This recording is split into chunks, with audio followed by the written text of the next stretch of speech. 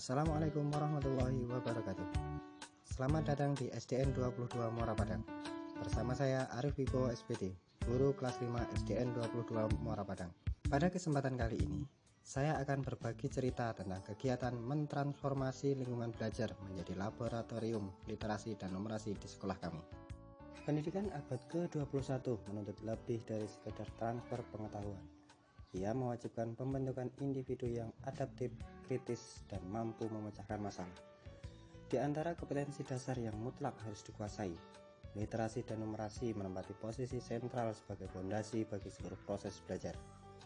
Melalui program mentransformasi lingkungan belajar menjadi laboratorium literasi dan numerasi, kami mengubah halaman sekolah yang tadinya pasif menjadi laboratorium hidup yang secara eksplisit menargetkan perbaikan mutu literasi dan numerasi murid, sekaligus menumbuhkan dimensi kolaborasi, penalaran kritis, dan kemandirian.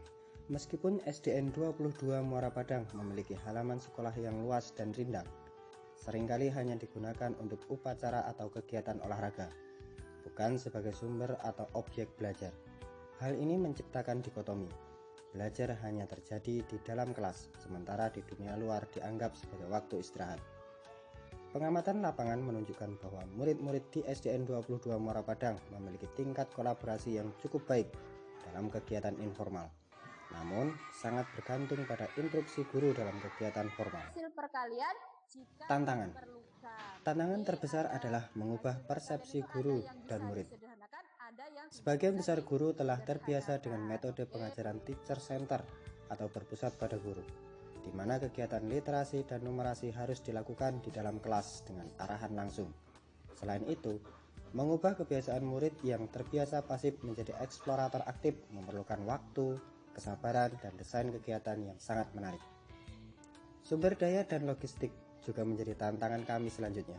Anggaran sekolah terbatas untuk pengadaan material cetak berkualitas tinggi atau alat peraga interaktif yang canggih.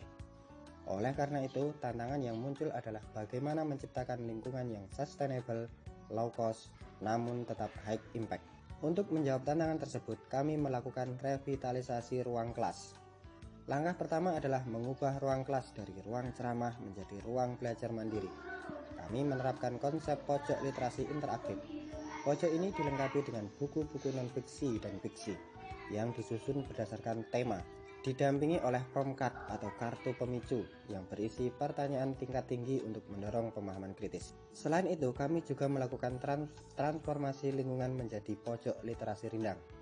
Kami memindahkan fungsi literasi membaca rekreasi dari ruang tertutup ke area terbuka di bawah pohon-pohon rindang, menciptakan suasana santai dan non-formal.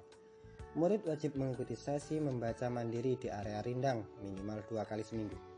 Murid diberi kebebasan untuk memilih buku, tempat duduk, baik itu sendiri atau berkelompok, dan durasi sesi. Setelah membaca, murid harus menyampaikan refleksi lisan tentang ide utama dan mengapa ide itu penting kepada kelompoknya. Setelah implementasi aksi ini, hasil refleksi menunjukkan dampak yang signifikan dan terukur serta beberapa area yang masih memerlukan penyesuaian.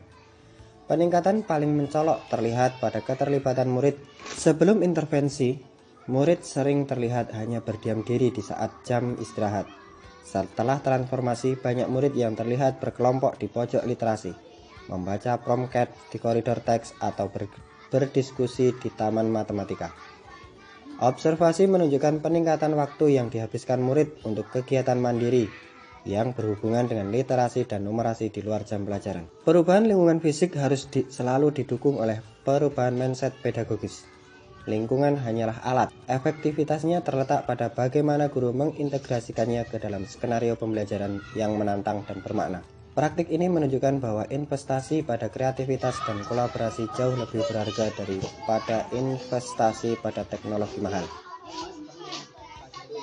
Untuk penutup, mentransformasi lingkungan belajar menjadi laboratorium literasi dan numerasi sebagai bentuk dari penguatan literasi dan numerasi telah terbukti menjadi intervensi yang sangat efektif. Kesuksesan praktik ini tidak hanya diukur dari angka, tetapi dari perubahan budaya sekolah. Nah, jadi nanti setelah kalian baca ini, nanti salah satu dari kalian Sekolah telah bertransformasi menjadi komunitas pembelajar di mana semua elemen termasuk fisik sekolah berpartisipasi aktif dalam proses edukasi.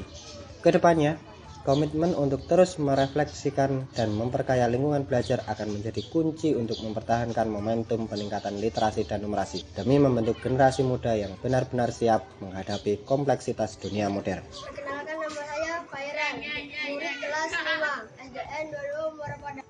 Terima kasih kami mengucapkan kepada Ibu dan Bapak Guru SDN 22 Muara Padang yang telah membimbing dan menyediakan tempat untuk kami melakukan literasi. Perkenalkan, nama saya Ahmad Farid Maulana. Aku murid kelas 5 SDN 22 Muara Padang.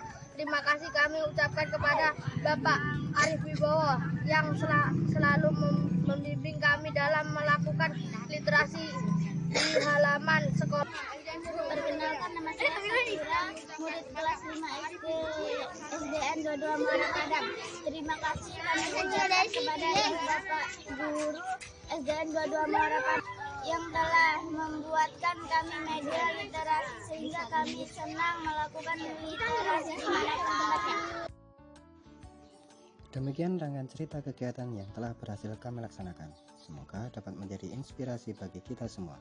Wassalamualaikum warahmatullahi wabarakatuh.